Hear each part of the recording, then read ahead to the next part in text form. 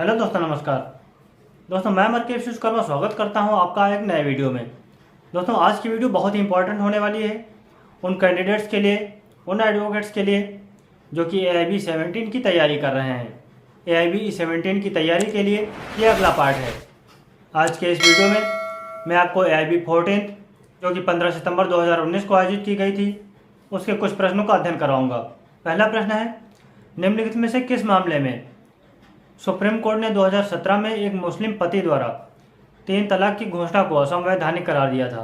विकल्प का है शायरा बानो बनाम यूनियन ऑफ इंडिया, विकल्प खा है सासनिम आरा बनाम यूपी राज्य, विकल्प गा है बैतिहारा बनाम अली हसन और विकल्प घा है दानियल लतीफ़ी बनाम यूनियन ऑफ इंडिया। तो दोस्तों, इसका विकल्प का यानी कि शायरा बानो बनाम यूनियन ऑफ इंडिया ये सही विकल्प है। शायरा बानो बनाम यूनियन ऑफ इंडिया के मामले में 2017 में माननीय सुप्रीम कोर्ट ने एक मुस्लिम पति द्वारा 3 तलाक की घोषणा को असंवैधानिक करार दिया था। दूसरा प्रश्न है, संपत्ति के मेसने प्रॉफिट्स का अर्थ है? दोस्तों, मेसने प्रॉफिट्स को हिंदी में मध्यवर्ती लाभ भी कहा जाता है। विकल्प का है वे लाभ जिनको इस तरह की संपत्ति पर सदोष कब्जा किए गए व्यक्ति द्वारा वास्तव में प्राप्त किया गया है, या हो सकता है साथ ही ऐसे लाभों पर ब्याज भी। विकल्प खा है सदोष कब्जा करने वाले व्यक्ति द्वारा किए गए सुधारों के कारण मिला लाभ। विकल्प गा है विकल्प का और खा दोनों। विकल्प गा है उपरोक्त में से कोई नहीं।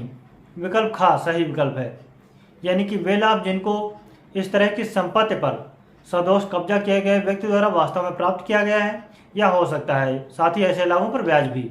यही मेसने प्रॉफिट्स यानी कि मध्यवर्ती लाभ का अर्थ है। तीसरा प्रश्न है, जनहित याचिका यानी कि पब्लिक इंटरेस्ट लिटिगेशन यानी कि PIL निम्नलिखित में से किस अपेक्षा की छूट है? विकल्प का है अधिकार क्षेत्र यानी कि ज्यूरिसडिक्शन, विकल्प खा है लॉकस स्टैंडी, विकल्प गा है का और खा दोनों, विकल्प घा है उपरोक्त में से कोई नहीं। तो दोस्तों, इसका विकल्प खा सही विकल्प है, यानी कि लॉकस स्टैंडी।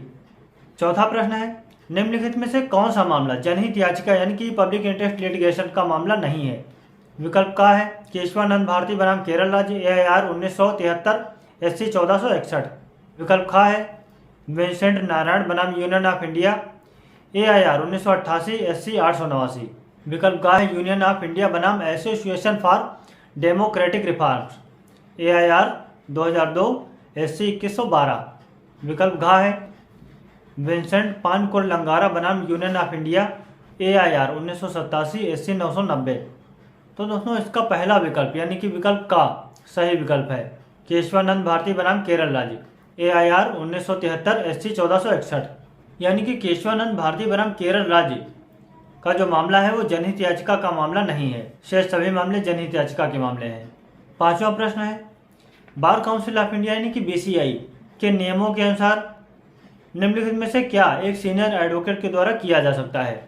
तो दोस्तों, इसका विकल्प जूनियर एडवोकेट के निर्देश पर मुवक्किल को रियायतें देना, विकल्प खा है एक प्लेडिंग ड्राफ्ट करने के निर्देश स्वीकार करना, विकल्प गा है मुवक्किल से सीधे ब्रीफ ग्रहण करना और विकल्प घा है उपयोग में से कोई नहीं। तो इसका विकल्प का सही विकल्प है, यानी कि जूनियर एडवोकेट के निर्देश पर मुवक्किल को रियायतें देना। ये बार काउंसिल ऑफ इंडिया के नियमों के अनुसार एक सीनियर एडवोकेट के द्वारा किया जा सकता है। छठा प्रश्न है, लैटिन मैक्सिम यूबी जस एबी रिमीडियम के बारे में निम्नलिखित में से कौन सा विकल्प सही विकल्प है? विकल्प का है जहां अधिकार है वहां उपाय है, विकल्प खा है जहां उपाय है वहां अधिकार है, विकल्प गा है का और खा दोनों, विकल्प घा है उपरोक्त में से कोई नहीं। तो दोस्तों, इसका पहला विकल्प यानी कि विकल्प का सही विकल्प है जहां अधिकार है वहां उपाय है। दोस्तों, इस तरह के प्रश्नों में हम बहुत आसानी से पता कर सकते हैं कि ऑप्शन कौन सा है, यानी कि विकल्प कौन सा सही विकल्प है। जैसे लैटिन मैक्सिम जो मैक्सिम है यूबी जस एमी रिमीडियम, रिमीडियम यानी कि रेमेडी यानी कि उपचार यानी कि उपाय। तो हमें ये देखना है कि कौन से विकल्प में उपाय लास्ट में आ रहा है।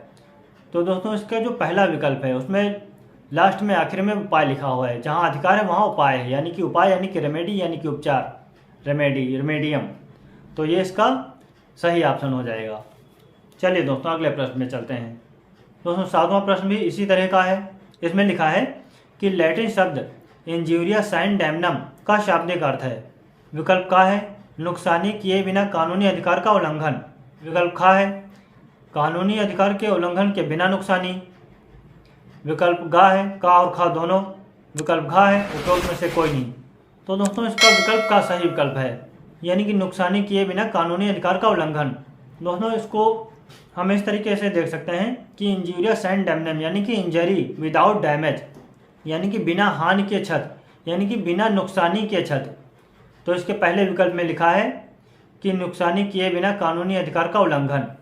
8वां प्रश्न है, दावा अधिकरण यानी कि क्लेम ट्रिब्यूनल से संबंधित प्रावधान मोटर यान अधिनियम की किस धारा के अंतर्गत दिए गए हैं?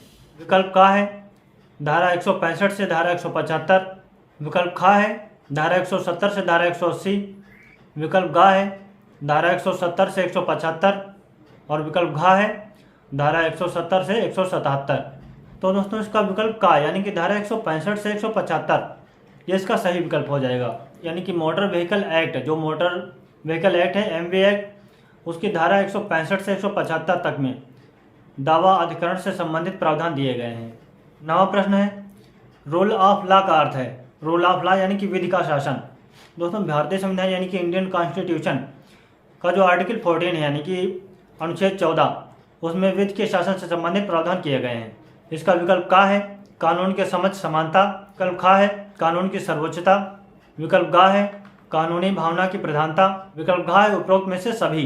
तो दोस्तों इसका विकल्प घा सही विकल्प हो जाएगा। यानी कि विधि का शासन यानी कि रूल ऑफ लॉ का अर्थ है कानून के समक्ष समता, कानून की सर्वोच्चता और कानूनी भावना की प्रधानता। चलिए दोस्तों अगले प्रश्न में चलते हैं। 10वां प्रश्न है, रेट ऑफ को वारंटो का अर्थ है। दोस्तों को वारंटो यानी कि अधिकार परीक्षा, यानी कि अधिकार परीक्षा की रेट, यानी कि अधिकार परीक्षा की याचिका का अर्थ है। अधिकार परीक्षा की जो रेट होती है, इसके माध्यम से किसी व्यक्ति से ये पूछा जाता है कि किस अधिकार ने उसने अमुक फैसला किया है या अमुक कार्य किया है। तो दोस्तों इसका विकल्प का है ड्यूटी करने के लिए पब्लिक अथॉरिटी को मजबूर करना, विकल्प खा है गैर कानूनी कार्य करने से पब्लिक अथॉरिटी को प्रतिबंधित करना, विकल्प गा है किसी सार्वजनिक पद पर अवैध रूप से रहने वाले को हटाना, विकल्प घा है उपरोक्त सभी। दोस्तों इसका विकल्प गा जो है वो सही विकल्प है, यानी कि किसी सार्वजनिक पद पर अवैध रूप से रहने वाले को हटाना। 11वां प्रश्न है, रेट ऑफ सर्टियोरेरी किसके विरुद्ध जारी किया जा सकता है? विकल्प का है न्यायिक और अर्ध न्यायिक निकायों के विरुद्ध, विकल्प खा है सिर्फ प्रशासनिक निकायों के विरुद्ध, विकल्प गा है अर्ध न्यायिक और प्रशासनिक निकायों के विरुद्ध, विकल्प घा है उपरोक्त में से कोई नहीं। तो दोस्तों इसका विकल्प का सही विकल्प है, यानी कि दोस्तों न्यायिक और अर्ध न्यायिक निकायों के विरुद्ध रेट ऑफ सर्टियोरेरी जारी की जा सकती है। 12वां प्रश्न है, भारत के सर्वोच्च न्यायालय ने किस मामले में यह अवधारित किया था कि सरकारी या निजी चिकित्सा पेशे के प्रत्येक सदस्य का या प्रत्येक व्यक्ति का यह स्थायी दायित्व है कि प्रत्येक घायल व्यक्ति को बिना प्रक्रियात्मक औपचारिकताओं के तुरंत चिकित्सा सहायता प्रदान करे। विकल्प का है कॉमन कास्ट बनाम यूनियन ऑफ इंडिया 1996 एक SCC 753, विकल्प खा है people's union of India AIR 1983 SC 339, विकल्प गा है परमानंद कटारा बनाम union of India AIR 1989 SC 2039, विकल्प घा है लक्ष्मीकांत पांडे बनाम यूनियन ऑफ इंडिया 1984 2 SCC 244। तो दोस्तों इसका विकल्प गा सही विकल्प है, यानी कि परमानंद कटारा बनाम यूनियन ऑफ इंडिया। इस बात में सुप्रीम कोर्ट ने यह कहा था कोई भी डॉक्टर चाहे वो सरकारी हो या प्राइवेट, वो अगर कोई व्यक्ति घायल है और उसके पास में आता है उसके क्लिनिक में या हॉस्पिटल में, तो बिना किसी कागजी कार्यवाही के तुरंत उसको चिकित्सा सहायता प्रदान करे। ये हर डॉक्टर का परम कर्तव्य है। 13वां प्रश्न है, निम्नलिखित कथनों में से एक सत्य नहीं है, वह कौन सा है? विकल्प का है एक सह अभियुक्त द्वारा अन्य सह अभियुक्त को आरोपित करने की स्वीकारोक्ति सिद्ध होगी, विकल्प खा है एक पुलिस अधिकारी के पास किया गया कबूलनामा साबित नहीं किया जा सकता है, विकल्प गा है मजिस्ट्रेट की उपस्थिति में किसी व्यक्ति के सामने पुलिस अधिकारी की हिरासत से किसी व्यक्ति द्वारा की गई स्वीकारोक्ति साबित की जा सकती है, विकल्प घा है यदि किसी व्यक्ति की स्वीकारोक्ति किसी वस्तु की खोज में ले जाती है तो यह साबित की जा सकती है। दोस्तों इसका विकल्प गा सही विकल्प है, यानी कि मजिस्ट्रेट की उपस्थिति में किसी व्यक्ति के सामने पुलिस अधिकारी की हिरासत से किसी व्यक्ति द्वारा की गई स्वीकारोक्ति साबित की जा सकती है। यह कथन सत्य नहीं है। अगला प्रश्न है, कश्मीरा सिंह बनाम मध्य प्रदेश राज्य किस विषय का एक प्रमुख मामला है? विकल्प का है मृत्युकालिक घोषणा, विकल्प खा है एडमिशन यानी कि स्वीकारोक्ति, विकल्प ग है पुलिस अधिकारी को की गई स्वीकारोक्ति, और विकल्प घ है एक सह अभियुक्त यानी कि को अक्यूज्ड की स्वीकारोक्ति। इसका विकल्प घ ही सही विकल्प है, यानी कि एक सह अभियुक्त को अक्यूज्ड की स्वीकारोक्ति। अगला प्रश्न है, निम्नलिखित में से कौन सा तथ्य भारतीय साक्ष्य अधिनियम यानी कि इंडियन एविडेंस एक्ट की धारा 8 के अधीन दीवानी और आपराधिक मामलों में संगत नहीं है?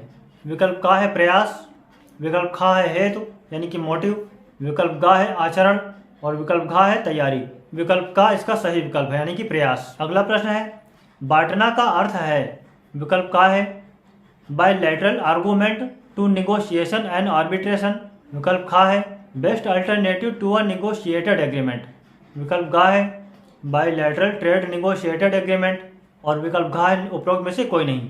इसका विकल्प ख सही विकल्प है, यानी कि best alternative to a negotiated agreement. अगला प्रश्न है, मध्यस्थम और सुलह अधिनियम यानी कि आर्बिट्रेशन एंड कंसिलिएशन एक्ट 1996 की धारा 9 किससे संबंधित है? विकल्प क है न्यायालय द्वारा लिए गए अंतरिम उपाय से, विकल्प ख है न्यायालय की विवेकाधीन शक्तियाँ, विकल्प ग है क और ख दोनों, विकल्प घ है उपरोक्त में से कोई नहीं। तो दोस्तों विकल्प क इसका सही विकल्प है, यानी कि न्यायालय द्वारा लिए गए अंतरिम उपायों से संबंधित है मध्यस्थम और सुलह अधिनियम 1996 की धारा 9। अगला प्रश्न है, भारत में पहली बार सर जेम्स विल्सन द्वारा किस वर्ष में आयकर प्रस्तुत किया गया था? विकल्प क है 1886, विकल्प ख है 1887, विकल्प ग है 1860, विकल्प घ उपरोक्त में से कोई नहीं। दोस्तों इसका विकल्प ग सही विकल्प है, यानी कि 1860 में सर जेम्स विल्सन द्वारा पहली बार भारत में आयकर प्रस्तुत किया गया था। अगला प्रश्न है, दंड प्रक्रिया संहिता यानी कि CRPC की कौन सी धारा अनियमितताओं से संबंधित है जो कार्यवाही को दूषित करती है? विकल्प क है धारा 460, विकल्प ख है धारा 461, विकल्प ग है धारा 462, विकल्प घ है धारा 468। तो दोस्तों इसका विकल्प ख यानी कि धारा 461 ये सही विकल्प है। दोस्तों CRPC यानी कि दंड प्रक्रिया संहिता के चैप्टर 25 में अध्याय 25 में दी गई हैं वे अनियमितताएं जो कार्यवाही को दूषित करती हैं। अगला प्रश्न है, निम्नलिखित में से कौन सा डिक्री का एक अनिवार्य तत्व नहीं है?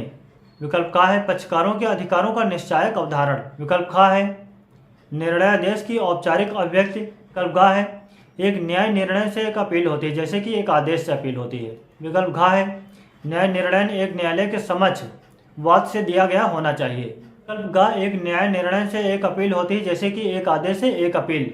ये इसका सही विकल्प है, कि यह डिक्री का एक अनिवार्य तत्व नहीं है। अगला प्रश्न है, निम्नलिखित में से क्या अधिवक्ता का न्यायालय के प्रति कर्तव्य नहीं है? विकल्प क है साक्ष्य अधिनियम की धारा 126 का उल्लंघन नहीं करना, विकल्प ख है उस संगठन की ओर से पेश न होना जिसकी कार्यकारी समिति का वह खुद सदस्य है, विकल्प ग है उस न्यायालय अधिकरण या प्राधिकरण के समक्ष उपस्थित न होना जिसमें उसका निकट संबंधी सदस्य है, विकल्प घ है न्यायालय के समक्ष किसी वाद के दौरान गरिमा और स्वाभिमान के साथ आचरण करना और न्यायालय के समक्ष कार्य करना। इसका विकल्प का सही विकल्प है, यानी कि साक्ष्य अधिनियम की धारा 126 का उल्लंघन ना करना। यह अधिवक्ता का न्यायालय के प्रति कर्तव्य नहीं है। दोस्तों आज हमने AIB 17 के क्रम में AIB 14 में आए हुए कुछ प्रश्नों का अध्ययन किया। इसके शेष प्रश्नों का अध्ययन हम अगले वीडियोज़ में करेंगे। वीडियो को कर दीजिएगा लाइक और शेयर, और चैनल को अगर अभी तक सब्सक्राइब नहीं किया तो उसे जल्दी से सब्सक्राइब कर दीजिएगा। मैं आपसे मिलता हूँ अगले वीडियो में। इस वीडियो में मेरे साथ आखिर तक बने रहने के लिए आपका बहुत बहुत धन्यवाद।